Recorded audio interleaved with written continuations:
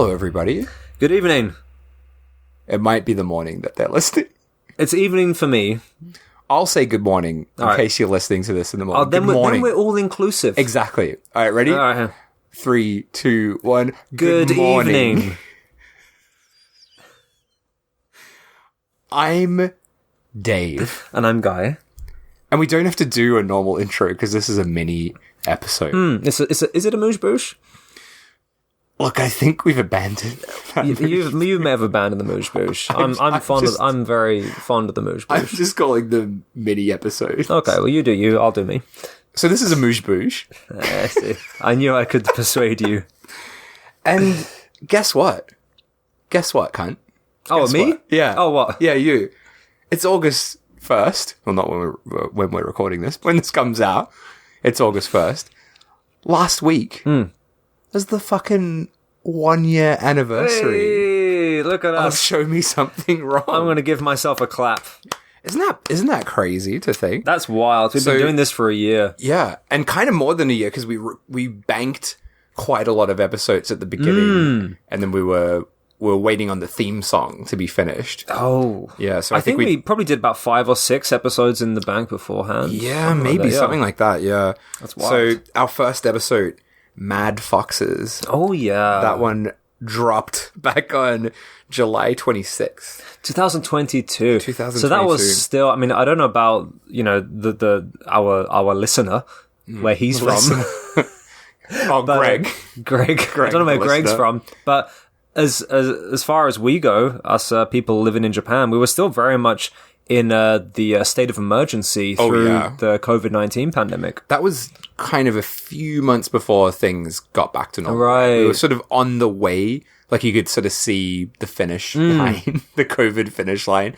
But it wasn't until, I think, maybe September things basically started to get back to normal. But yeah, we were still in masks and not recording the pod. But when we were out and about, we were in masks and everything was a bit quiet and grim. Yeah. And now it's Pretty good. Fuck it hell. But yeah, that was a bloody year ago. That was a wild time to be alive. Yeah. I hate to say it. I hate to say this. There are aspects of the pandemic times that I miss. Oh, yeah. Part of it is no tourists in Japan. That was good. Was very nice. Yeah. So basically, Dave's saying, don't come here. Please don't. Please don't. Nah, go on. Whatever. I'm sure the fans of this podcast, we'd like to have them over, bring them in, bring them over to the apartment, record a moosh boosh with them. But yeah, so I thought, why not do a little anniversary episode where we talk about a few things about the pod. Sure. We've never talked about it on the pod. I think we've talked about it in interviews before. That's right. How we actually got started. Yeah, I think recently we've both done. We both done. What was that? Sorry. What the fuck was that? we what? We've both done interviews. Are you saying we both done? We've both done. I'm not hearing the weave. It's my bad hearing. Oh, I'm sorry. It's like, we have both done interviews with people on other podcasts, and recently we have both been asked about our podcast.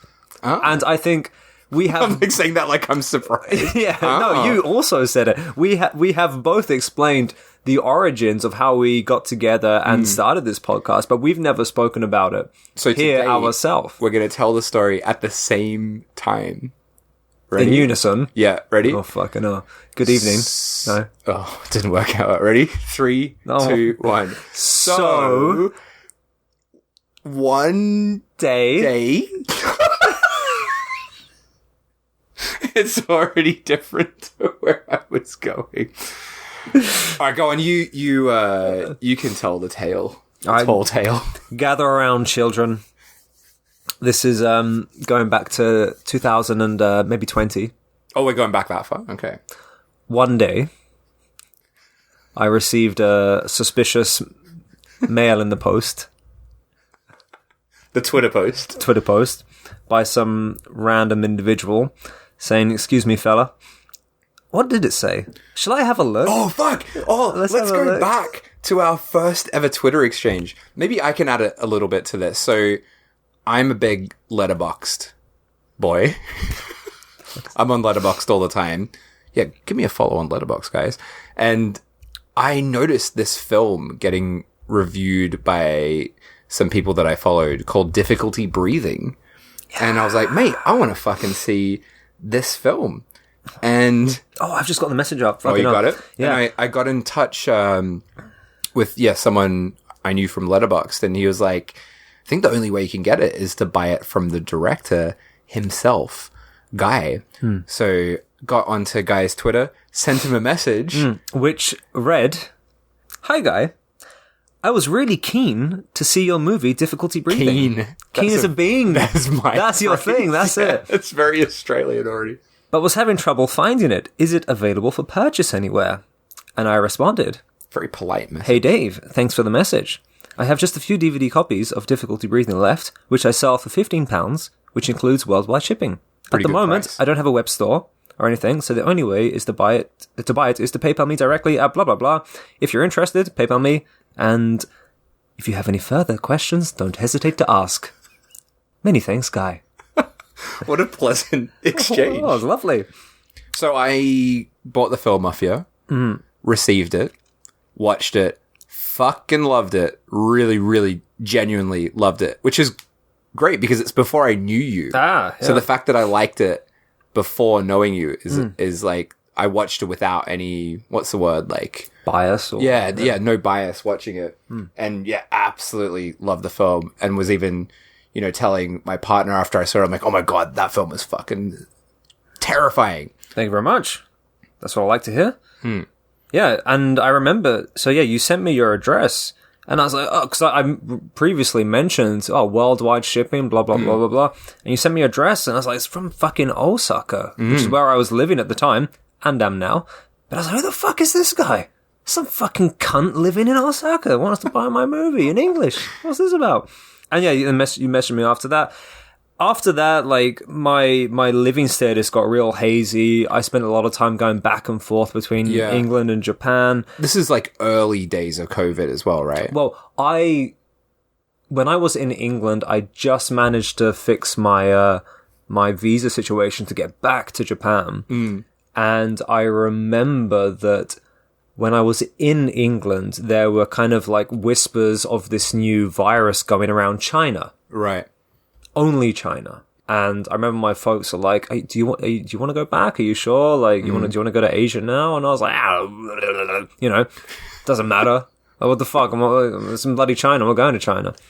I got back to Japan. Things spread rapidly. But I think, before there was any kind of lockdown or any sort of like enforcement or rules placed within Japan, we met for the first time. Which would have been in early 2020. Yeah, it was like the time where it was like, well, what's going on? Yeah, like you said, there weren't any lockdowns yet. Everything was still open. But I remember we were in masks though, even at that point. Yeah. That was. But yeah, you basically said, oh, should we catch up for a beer? Which is always a dangerous thing with someone that...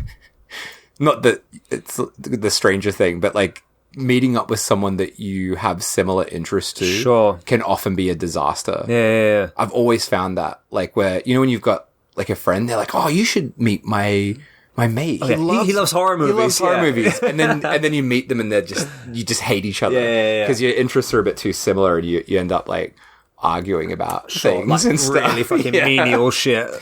But I do remember like when we met, just like really very easily being able to chat about stuff and also finding some very odd, like shared, very specific interests. So like we both love the movie Blood Diner and have like fucking knockout movie. Have like this very like weird nostalgic connection to that film. And we went to my local bar, Super Retro Machine. You drank an eggy beer. That was a terrible place. So that bar's fucking great. But the bartender, whatchamacallit, the server, tap? The tap was on its last legs. You had the last beer ever poured from that. Yeah. Because it was fucked. It was fucking vile. I remember my beer was fine, and you were just like, oh, this is a bloody eggy beer. And then I'm like, oh, look at this guy. Look at this guy complaining about an eggy beer. And you're like, oh, you have some of it. And I took a sip. I'm like, that's undrinkable. It was fucking rancid. Yeah, you didn't have to pay for it, to be fair. Why would I pay for a rotten beer? Yeah, she gave you another beer. Yeah. But that was the last beer ever poured from that place. I should get like that tattooed on my bum. What would be tattooed? At the last beer at Super Retro Machine. But yeah, that was 2020. Yes. And then the lockdown happened. Now, Japan never enforced any sort of like work from home policy. So I was going into work as usual. Same for me. And all of the people around me, the Japanese people, were, as very much law-abiding citizens as they are, they just weren't going out. They were just like, no, we've been told to stay home, apart from to go to work. So, like, let's get on the fucking crowded train with thousands of other people every day. But don't go out.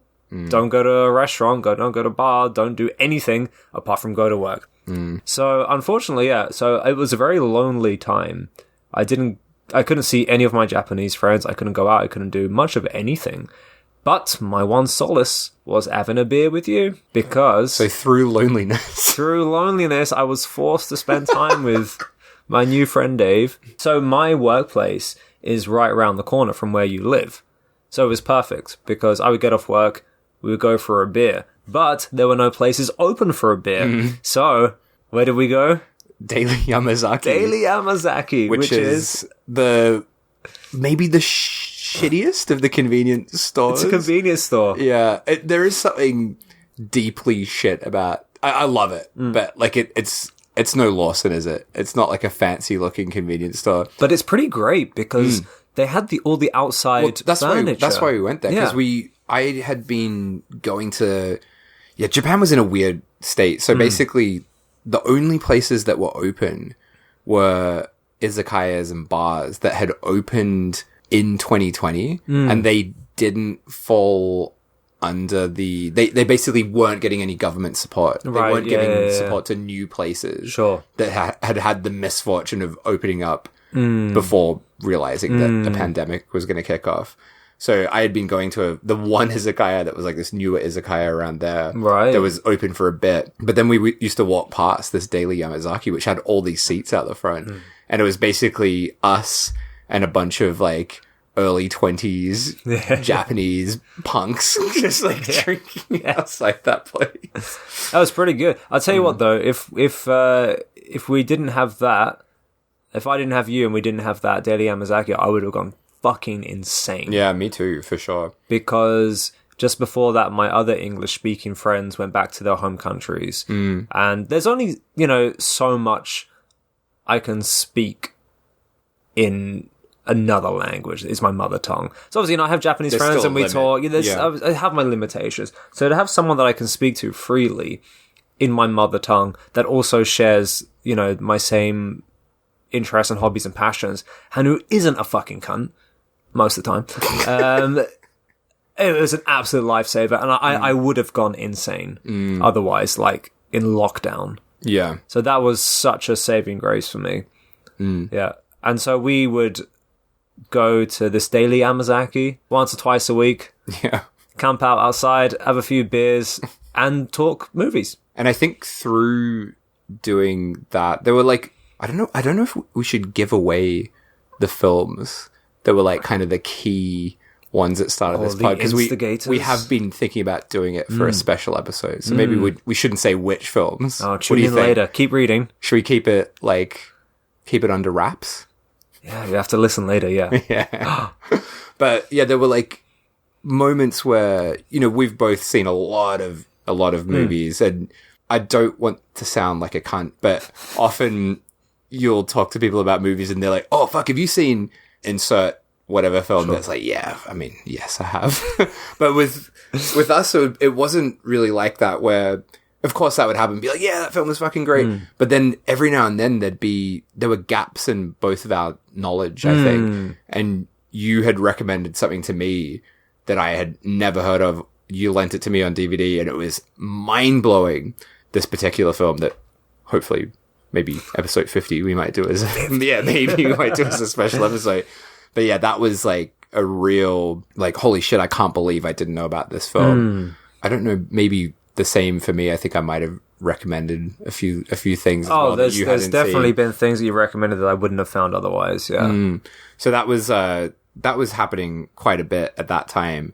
And I'd always like wanted to do a podcast, but had never like thought of like, one, I did want to do it by myself. And also I'd never thought of like a good idea for like the theme of it. Sure. And then just at a certain point I was like, like it is kind of fun how like, yeah, we'll recommend each other things and it's like quite exciting to talk about them afterwards. May as well just record that process. Sure. And I think I talked to you about it, I don't know, I guess in 2022? Oh, yeah. Yeah. Cause early 2022. Yeah, early 2022. I was just like, yeah, I got this idea. How about we do this? And I think you were just like, yeah. You know what? I've never, ever in my life once thought I wanted to do a podcast. But I was like, well, why the fuck not? Why not? We were still in lockdown at that point. Yeah. I was needing an excuse to get out of the house. and it sounded fun. I thought, why the hell not? Yeah. Do you remember after I mentioned it that we had like a meeting with Tana, my partner Tana? Yeah. And we were like brainstorming sure the flow of the show and also the name of the show. Yeah. And I think the first title idea we had was Show Me Something Fucked. Because we're like, yeah, because it's like, yeah, it's always like you show me something fucked and it's like a fuck thing that I haven't seen. Right. But then I think we realized like, well, we can't really call it Show Me Something Fucked. Sounds a bit edgelordy, doesn't it? It's a bit much. I think wrong is pretty appropriate. Wrong is vast, isn't it? Yeah. And I think it was also in that meeting that we're like, well, we have to have a rating. But we didn't actually have the name Wrongometer. I think you just said it on the first episode. Oh, was it? I think we said it as a joke in that meeting, and then it just became the thing. Is that it? But I also find it kind of funny how the show has progressed as well. Like, if you listen to those early ones, they're so short compared to what we do now. You know what? I've not listened to any of the early ones. They're so much shorter. They're like 40 minutes or something. Oh, wow. Really? Yeah. And I think pretty wild. At that point, we weren't digging as deep into the films. Sure. I think that's definitely one of the ways that the podcast has changed or progressed, if you will. We're kind of really digging deep into the backstory and the people involved. Whereas before, I mean, the first one I did was Writhing Tongue, and I remember just saying a few, like, tidbits a little bit as to how it's regarded in Japan, what it's known for, but I didn't really dig that deep into it. But at what point did we really start to go deep? I think it was, like, for me, the biggest one where I remember doing a shit ton of research. So, yeah, at the beginning, it was, like, little bits, as you said, bit by bit. We tried to add extra stuff. I think Red Account. That's what I was looking at now. Yeah, you started to add some extra stuff. I'm like, oh, that's quite interesting. And then for me, Duck the Carbine High Massacre. I did a lot of research for that, and I really enjoyed doing that research. So, and I think it's from there, isn't it? And then from that point on, after that, Night Dreams, Don't Stop My Crazy Love, Id. Bug Spider, Red Spells. Yeah, I think we snowballed. Nuts, yeah, and it's just they've gotten maybe too long. That's it. We've got like 2-hour jobs. Yeah, now. there's a few epics in there as well. Yeah, a few epics. But yeah, that's how it all started. I thought it would be fun to talk about two things for looking back at the back catalogue. So at this point, we're 27 episodes in. That's wild. At this point. So I thought maybe we could talk about our favorite film that we've recommended, that I've recommended, and then the favorite film that you've recommended. So do you want me to go first? Go for it. Maybe we could start with the favorite films that we've recommended ourselves. Okay, sure. So for me, I had to think about it pretty hard. I think the one I landed on, for me, the favorite thing that I've recommended to you, just because it was very obscure, but was so much fun to make the episode. Probably the most I've enjoyed researching an episode. And also, because it's Australian, is episode 13, The Bucks Party. Which is sadly, I think, our least listened to episode. That's such a great movie. There's not much appeal for that, I guess, because it's a short film from Australia that absolutely no one really knows. But I loved doing that episode. It was the first time where I'm like, fuck, I could reach out to the director because I couldn't find any information. And then that kind of opened up another side to the research I was doing for episodes. So for me, I really like that. But I also loved hearing your reaction to it because it's such an Australian film. Well, I had no idea what was going on. Yeah, there was like so much that was like, I could see you were so bewildered by all this Australian sort of stuff. You had to translate English to me. Yeah. And I just loved doing that episode. I thought that was, just a lot of fun. So yeah, episode 13, The Bucks Party. That's probably been my favorite so far. And that was great as the recommendee, because I would never have known of this film otherwise. Like, I would never have found this film. I would never have seen this film in my life. Had not been for you bringing it to this podcast and having the director like shared information on it as well. It was great, and it's such a fantastic film. Yeah, it's such an underrated and an underseen film. Like no one has seen that film basically. How about for you? What of the films that you've recommended to me? What jumps out to you as your favorite? You know, I can really tell the difference with the films that I'm really interested in, like personally, and the films that I love, and the ones that I'm kind of just doing for the podcast. And I feel like what I bring to them is different as well. Because, for example, a film that I'm not particularly fussed about, but thought would be a good one for the podcast, and also a break from my usual output, would be Hellroller. Right. It's it's a good enough film, but it's not a film that I fucking love. But there are some films that I brought that I love, and I've had so much fun delving deep into. And two examples of them would be Death Powder and, of course, Metal Days. The thing that I've really enjoyed talking about those two films was that because there is such little information about these online, I've really had to kind of like hone in on my language skills and my connection with the director, with Metal Days, in Metal Days' case, and reading these books and flyers and chirashis and pamphlets that I've accumulated over the years. And it really feels like I'm researching something and delving deep into that no one else would ever be able to do. Like, I've had to take personal experiences and be able to like apply them to this podcast. So for that experience has been really rewarding for me and has been like something fun to listen to because it's not information that you can find online. It's something that I've had to like ask to the director or people personally. So that's been really rewarding and fun to do and fun to listen to. Yeah, for me, like, those are films that I think had I watched them without you giving the context to them, I wouldn't have enjoyed them as much. So like Death Powder, and even just like watching it for the pod, you have to pay more attention to the films, right? Yeah, Death Powder, like watching that 2 times and like hearing the extra information, I feel like I know that film so well now, that's a fucking great thing about the show for all the episodes, but especially those ones where you've brought that kind of personal touch to it. But those two examples, you know, I have a bias for those because I am so kind of connected to them in a way, you know, personally. But a film that I have zero connection to, but one that I have absolutely loved doing was Red Spells Red. Yeah. Like, for some reason, that just always comes back to me. That is I don't think I've laughed as much as I did during that film. That's one of our most, like, referenced episodes as well. Like, when we do, like, I feel like we always River bring Frolicking. it up. I feel like that's kind of a turning point for the podcast a little bit in the style that we recorded it somehow. I don't know. Like, I think it's really funny. We just laugh more. We just laugh a lot more. Yeah, that was great fun doing that one. I think I remember, because what episode that was episode 14.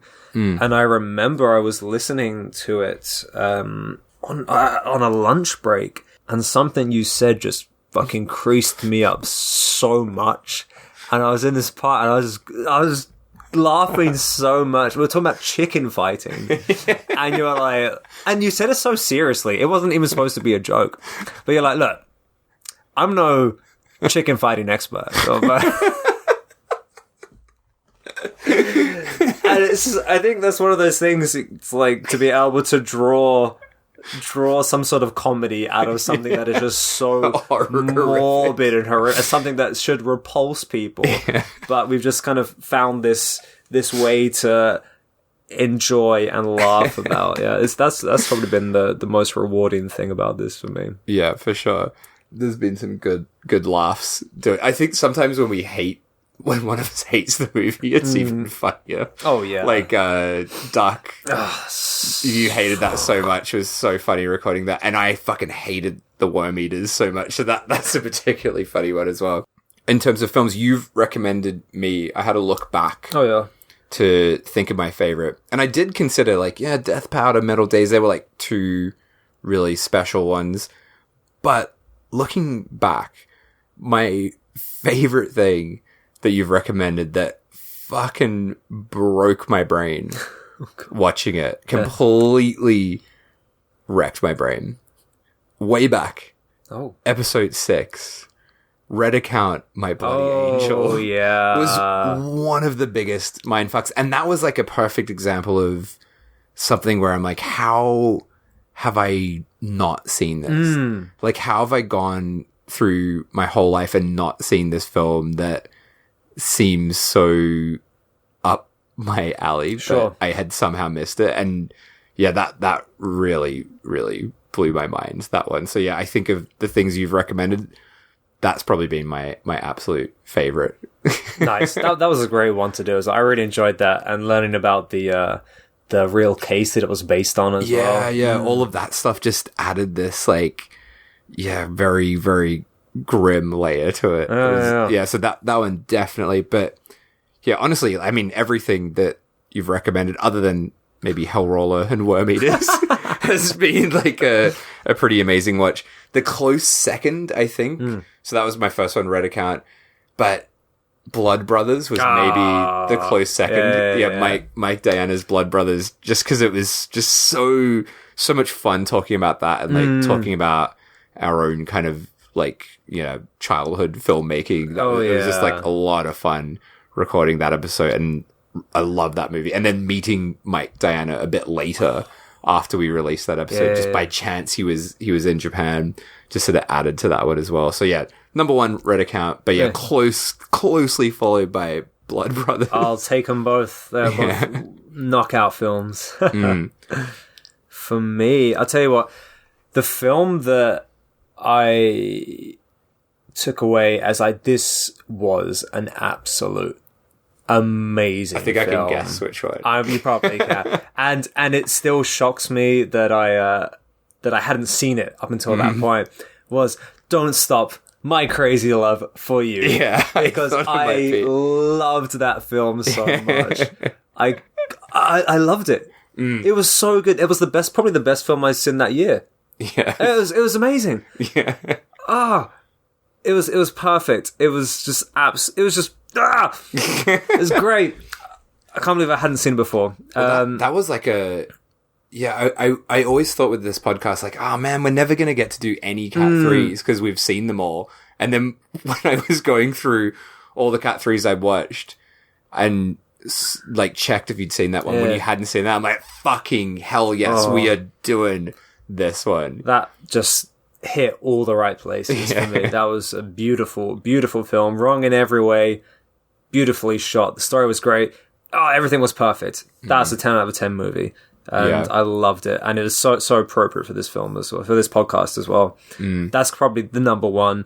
If I'm going to have to like pick a close second, I really loved hearing you talk with Tina Kraus for the Limbo episode. Oh, yeah, that was a lot of fun. Because she is a character. Yeah. The film itself, while I enjoyed it, appreciated it for what it was, I didn't get it.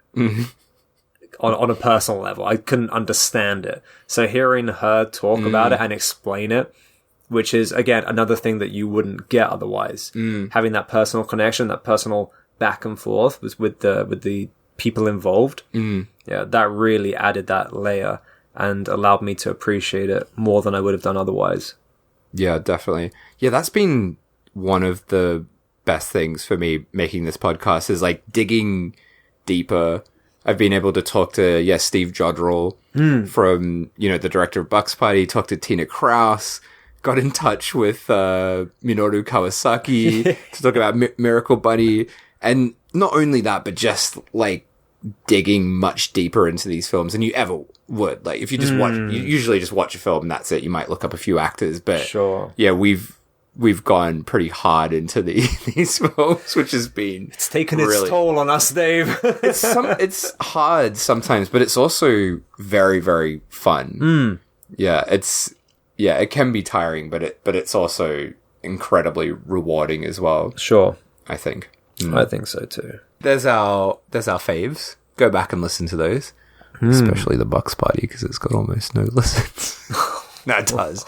It's just got way less than the others. It makes me so sad. I put so much effort into that one. That's the only Australian film we've done as well, isn't it? Yeah, but... Oh. Just you wait. Okay. There's one coming soon. Saying that, I've not done an English film. We've not... Well... Have we done an English film? The Killer Tongue is a little bit English. Does it count? Barely. It's barely. A bit Spanish, a bit English. Bit American. Bit American. Bit Freddy Krueger, bit Pinhead. Bit Judy Cooper. The OC. I know. You got to do a British. I got to find a good British one to do. Yeah. I've got 2 or 3 Australian ones in the pipeline. Right. Waiting to happen. Which is a good segue into the future of the pod. So what is the future of the pod? Well, we're ending it now. No. All future episodes will be paid for subscription only. Fuck it up. Don't scare people. No one's going to go to 0 listens to that. I don't know. I haven't thought about it. No. Well, we'll do it for as long as possible, I guess. I do wonder if we'll run out of films to do. I have wondered that. Yeah. Because our knowledge on films is so close, and as you said before, we have these slight pockets of information that the other one isn't aware of. Yeah. But those pockets only run so deep. Yeah. So I wonder, one day we're going to be like, fuck, wow. We just start doing Fast and the Furious movies for 10 episodes. But like, yeah, I get what you mean. But at the same time, my list of films that I have to do, I'm not going to tell them to you now, obviously, because that would ruin the surprise. But, I mean, I can just quickly, from a distance, you probably can't read any of those, but that's my list of upcoming ones. Fast and Furious? Fast and Furious 3 Tokyo Drift. Okay. Too Fast, Too Furious. No, but I've got a lot of stuff. A lot of stuff. That's nice. But I wanted to talk about something weird just as a sideline as well. Okay. How weird is it that a few of the films that we've done on this pod, which we're like, fuck, this is about as obscure as it gets. I know where you're going with this, yeah. Have suddenly gotten releases, or ones that we've planned to do that have got these big releases coming out. So the first one we noticed of that was The Infernal Rapist, right? Yeah. So we was recorded... that the first? That's That was the first, think that's wasn't it? That was before Turkish Bath, wasn't it? Because that was another one. Yeah, so, yeah, that's right. So, Infernal Rapist got, a Vinegar Syndrome release. Mm-hmm. And we're like, oh, shit. So this is, we watched this absolute rat shit VHS, copy of it. And then suddenly it's got this nice Blu-ray release. And then I ended up, Haunted Turkish Bathhouse was in my list to do. And then it got a Blu-ray release. I'm like, fuck. Yeah. So I had to do it really quickly. Because I didn't want it to, get too seen before doing that episode. Same with Red Spells. We watched this, like, dog shit Red Spells Red VHS rip. And then the remastered Blu-ray comes along. And there are, I mean, I don't want to give it away, but there are films that I've got that I had in my list that have now just got Blu-ray releases. Same. Part of me is like, well, that's great that they've got these releases, but the other part's like, oh, damn it. They got to them before us. Yeah. I wanted to, I want to keep doing things that are just absolute bizarre, hidden away oddities. But it's kind of great. I feel like we've really got our fingers on the pulse as to what is going to get a second life. Yeah, very fucking obscure, weird films. But yeah, the Infernal Rapist one blew my mind. And there's one that, I mean, I don't know when we're going to do it on the pub, but there's a Hong Kong film that I plan to do that I never in a million fucking years would think would get any kind of like nice release. Right. Just got an absolute banging release from a very famous Blu-ray distributor. Oh, so, love it. Yeah, it's kind of weird. It's same as, on that same note, the instigator, if you will, of this podcast is getting released and is showing in cinemas in England. Yeah. The secret film that we can't mention that you might be able to work out. Yeah, but fucking hell. I mean, I feel like I feel like we know what's going on, Dave. Yeah. Yeah. Wait. But what has been predicting the future? I'm going to just go out, buy lottery tickets, and we'll win. We're going to win all the money. But what has been really nice is we're talking about films that not a lot of people are talking about, at least for the time, the film that the podcast is being released on. Except things will get Duck the Carbine High Massacre. Everyone's talking about that, mate. Oh, okay. You can't go out into the streets without people talking about. You know what? I was in the convenience store last night, and some old lady was like, "Mate, have you seen Duck the Carbine Massacre?" An old Japanese lady. And I was like, "I fucking hate that movie. Go away." And was she shocked because she loved it? She was like, "But did you get the social commentary on that?" It's funny because it's trying to unearth these lost gems and also beat the distributors to the release, But we're also happy that they get distributed, of course. Well, because the amount of times, it's not the amount of times that we've not done that many, but there have been times I've been researching a film, watching it, and then a release will come up of a film that I've been researching that will give me loads more information about what I was trying to find. So it's it's definitely appreciated. Yeah. And we're talking about these films because they're fucking great. Yeah. For the most part. Yeah. And even when they're not great, they're pretty fun to talk about as well. We have definitely had some stinkers. We've had some stinkers. Yeah, we've had stinkers. The Murder Secret is not a great movie. Yeah. But it's an interesting story to talk about. Yeah. Yeah, so I think sometimes I choose ones knowing that the story behind it is more interesting than the film itself. Yeah. So we'll keep going as long as we can, I guess. Yeah. And on that note, to help us keep going, you know what? Leave a review. Yeah. Go to the US Apple Podcasts thing and please leave a rating and a review, because it is very helpful. And follow us on Twitter, SMSW Podcast, and send us an email if you want as well. We like receiving those too. Show us your balls. And show us your... Not balls. Don't show us your balls, show us your balls. That's a reference to an older episode that out of context is very confusing. It would be great if we could be more interactive with the people who listen to us. Yeah. So any kind of like likes or comments or things, any sort of like maybe even recommendations. This is a fucking wrong film. Give it a watch. Hellraiser 3, check it out. Hell on it. Banger. Oh, I love it. Love it. The CD throwing maniac. Yeah, we'll talk about that. Oh yeah. If we say send us your bowls, send us a bowl. Yeah, yeah. Get involved. Yeah. But if you we know that like we have listeners. We know because we've seen the listens. We've seen you listening. We've seen you listening, and we do get messages, but yeah, do engage more if you ever feel like they're not going to appreciate a message from me, or they're not going to appreciate this random bowl. Yeah, they're not going to appreciate this picture of a bowl. No, we will. We fucking want that. Like, so yeah, get involved. Get involved. Please do. Should we end it there? Let's do it. Get involved. Get involved. So